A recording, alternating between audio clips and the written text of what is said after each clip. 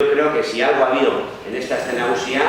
es vida en las calles, gente, color en las calles, gente diferente, un ambiente inmejorable. Estamos hablando de aproximadamente 1 millón de personas que han participado en los diferentes actos. Y no hablo solamente de gente que eran visitantes o turistas, estoy hablando de que en la calle han estado las y los donostiarras, guipuzcoanos, y que ha venido mucha gente de Euskal Herria a vivir con nosotros esta escena USIA. Y con esto, otra característica que pienso que tenemos las y los donostiarras y que ha estado presente en esta escena USIA, que es la participación. Son numerosas las asociaciones que han participado a la hora de elaborar el programa de la escena USIA y son participaciones que siempre han tenido en cuenta unos criterios de fomento del euskera en las propuestas que hacían,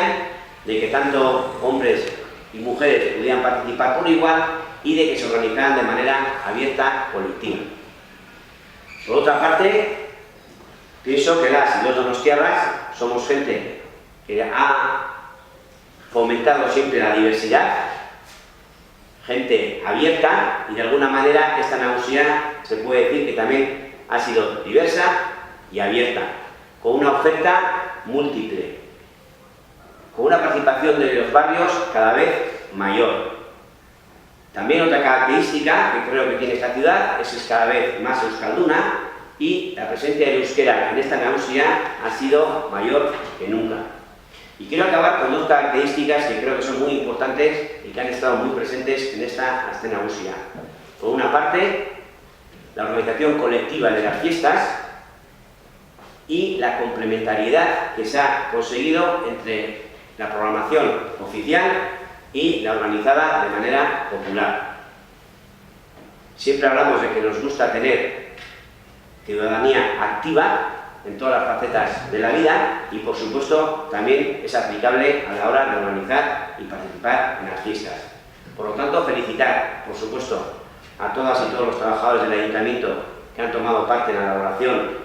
y ejecución de todas estas fiestas, a todas aquellas que han participado de manera voluntaria, asociaciones, etcétera, y también a los piratas que año tras año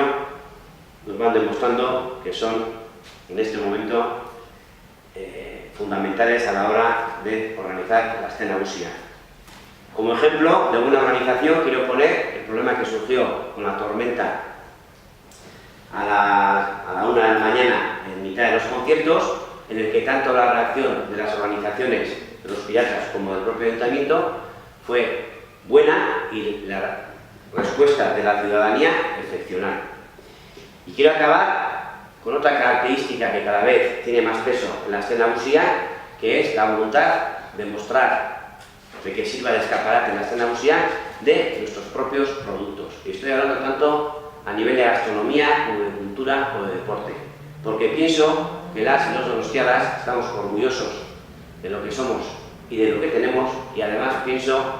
que las visitantes y los visitantes quieren conocer lo nuestro y hay que ofrecérselo. En segundo lugar, decir que aparte de los espacios habituales que utiliza el Ayuntamiento para organizar las fiestas, USA, Constitución, EASO, SAUES, etcétera, etcétera, el experimentar con nuevos espacios como ha sido el de la Concha para ver los fuegos artificiales nos parece positivo, puesto que ganamos más espacio para la ciudadanía y más comodidad. Y decir también que el espacio de la flamenca es un espacio ya consolidado en la escena USIA y pensamos y deseamos que sea para muchísimos años. Son 383 los actos organizados por este Ayuntamiento, los de mayor asistencia, yo creo que como todos los años han sido los fuegos artificiales, como no, pero no hay acto que no tenga su importancia a la hora de sumar. Independientemente de la asistencia que haya tenido, yo creo que la escena USIA es un éxito por todas aquellas actos que se organizan, unos con mayor asistencia, otros con menor asistencia. Y es verdad que como parte negativa, evaluación negativa, tenemos que volver a recordar la agresión sexista que hubo el primer día, pero también aquí quiero mencionar que tanto la reacción de la víctima como la activación del entorno que en ese momento había allí y como la respuesta social